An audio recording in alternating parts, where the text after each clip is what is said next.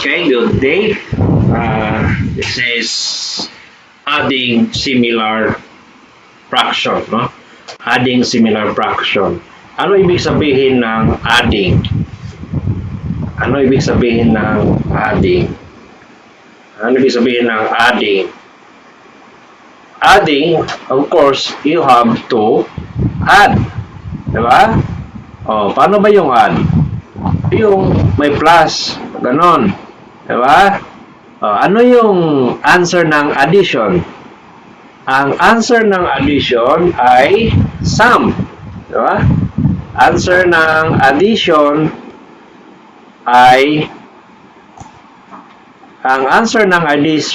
ay sum. Okay. So, yun, no? Adding, ibig sabihin ng adding. Okay? Ibig sabihin ng adding, we have to add.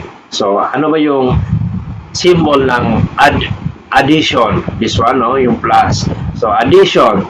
The answer of addition is sum. For example, no? For example, 1 plus 3 equals 4. So, yung 4, ang 4 class ay tinatawag na sum. Diba? So, 1 plus 3, that is addition. So, the answer of addition is the sum. Right? So, similar. Ano ibig sabihin ng similar? From the word similar, the same. Diba? The same. Adding similar fraction. Ano ang fraction? Ano ang example ng fraction? Diba? O, fraction. Ano, no? Fraction. Example ng fraction, yung meron numerator at saka denominator. For example, no? 1 over 2 or 1/2. So, eto na class ang tinatawag na fraction. Diba? Merong top and bottom. Diba? Meron tayong top. Anong top natin dito? Ang 1. Ang bottom natin ay 2. Or, no? Kadalasan, sa fraction, let's say, 1 over 2, ang tawag sa taas, that is numerator. Fraction, no? Numerator. Right? Ang sa baba, ang tawag sa baba ay denominator. Yan, denominator. Okay? So, yun ang ibig sabihin ng fraction. Ang fraction, meron top and bottom. Ba? Yung top natin, ang tawag doon ay numerator. Ang bottom, yung sa baba, ay ang tawag sa kanya ay denominator. So, yun ang ibig sabihin ng fraction. O, pwede din naka-letter. For example, ba? Meron tayong fraction x over y. Yan. That is still a fraction. Bakit? Kasi meron siyang numerator x, meron din siyang denominator na y. So, ang x over y, that is actually fraction. O, pwede din 2 over y. Yan. Fraction din ang tawag dito. Kasi bakit? Meron siyang numerator na 2, meron din siyang denominator na y. Although letter, that is still fraction. Kasi may numerator 2, may denominator na y. So, that is a fraction. Ha? So, yun, no? Ang ibig sabihin ng fraction. So, sabi dito, adding similar fraction. Ang ibig sabihin ng similar fraction class, so dito tayo, no? Type natin, similar. Similar. Okay, similar. Example ng similar fraction. Sorry. Example ng similar fraction. Ano ang ibig sabihin ng similar fraction? Who can give example ng similar fraction? So, yung similar fraction class, the same ang sa denominator, yung sa baba. For example, 1 over 2. Pwede din, 1 over 2, ano pa? 5 over 2, ano pa? 4 over 2. Okay, ano pa? 3 over 2. Kasi how many fraction ba tayo meron? Meron tayong apat na fractions dito, no? 1 over 2, 5 over 2, 4 over 2, 3 over 2. So, ito tinatawag class na similar fraction. Bakit siya similar fraction? Kasi pareho silang ang sa baba nila, yun lang, no? Tingnan mo sa similar fraction. Tingnan mo sa baba, oh.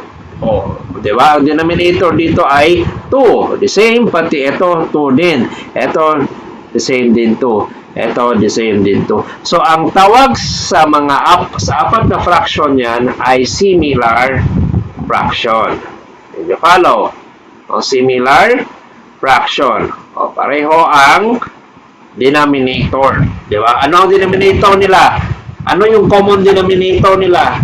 Di ba? 2.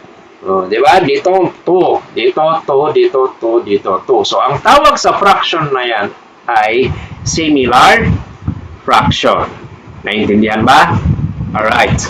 So, adding similar fraction. Ang topic natin sa video na to ay adding similar fraction. So, ibig sabihin, i-add natin ang similar fraction. So, i-try daw natin i-add ang 1 over 2. Okay, number 1, no? Adding similar fraction. For example, number 1, no? 1 over 2 plus 5 over 2. So, ano ba ito, class? Anong klaseng fraction ito? Ang 1 over 2 at saka 5 over 2, they are similar fraction. Kasi pareho ang denominator nila 2. Dito 2, dito 2. So, ang tawag sa fraction na to ay similar fraction. So, adding similar fraction. Pag adding similar fraction, class, mangyari, kopyahin mo lang ang denominator nila, yung common denominator. Ang common denominator ng fraction na to ay 2. So, lagay natin dito 2. Kopyahin lang natin. So, yung sa taas, i-add lang natin, of course, di ba? O, di ba? Ano ang sa taas dito? 1. So, lagay mo dito 1. O, then, ano dito? Di ba? Plus. So, plus. And the next is, ano dito, plus? Di ba? Ang sa taas niya ay 5. Diba? So, yan, no? So, kopya ulit 2, and then 1 plus 5, 6. Diba? So, 6 over 2. So, 6 over 2 class, pwede mo i-divide yan kasi exact yan. O, pwede na ganito, 6 over 2, that is a fraction. Diba? Pero pwede mo i-divide ang 6 over 2. I-divide mo kasi that is actually class, 6 over 2 is 6 divided by 2. Ang ibig sabihin nito is divide. So, 6 divided by 2, anong answer natin? 3. Alright? So, yan ang adding similar fraction. O, pareho ang kanilang denominator na 2. Clear ba? O, so, yeah. Next example. Lagyan ko ng color green. Alright? So, adding similar fraction. For example, number 2. Adding similar fraction, let's say, 2 over 7 plus 6 over 7 plus 3 over 7. So, ilan ba yung fractions natin dito i-add? Diba tatlo?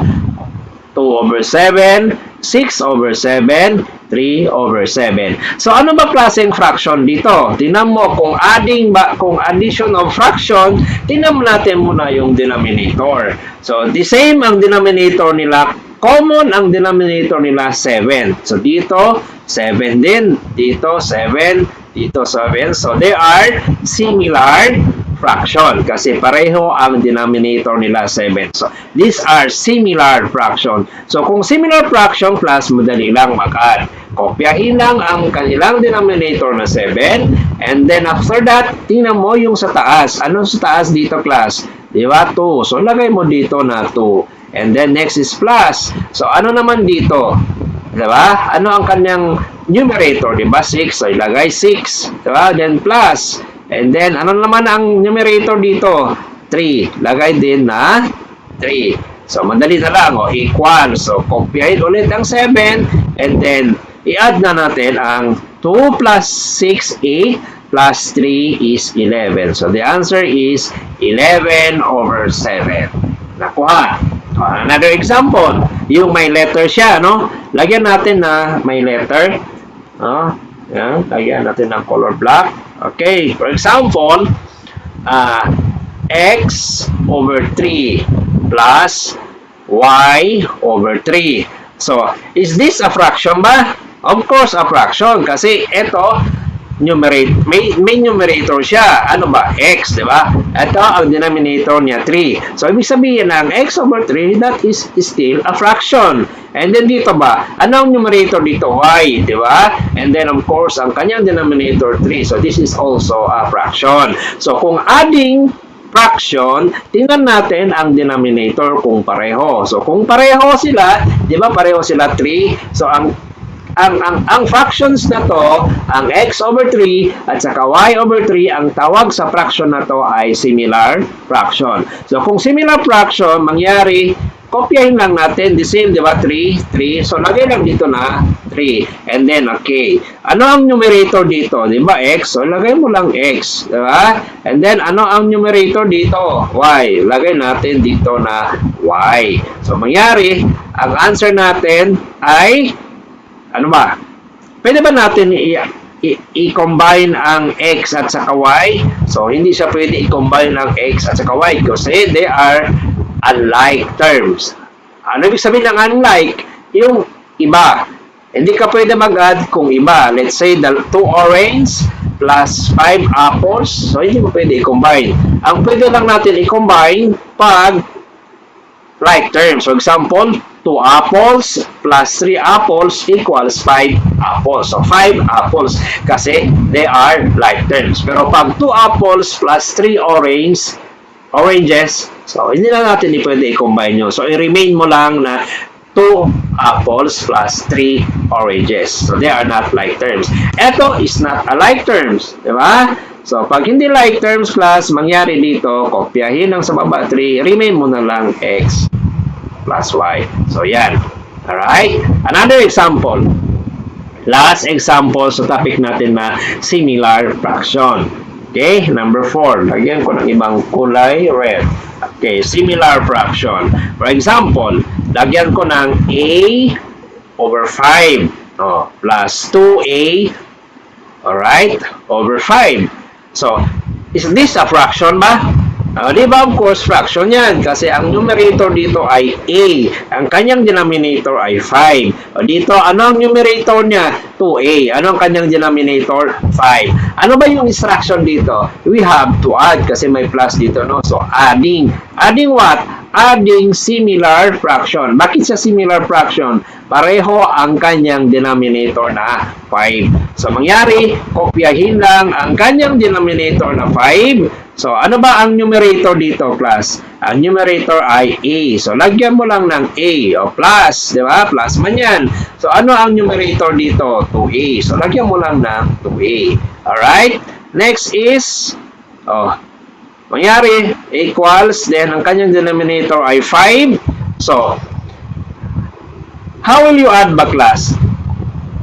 A plus 2a. May isa kang A, tapos mag-add ka ng dalawang A. So, mangyari, that is 3A, of course, di ba?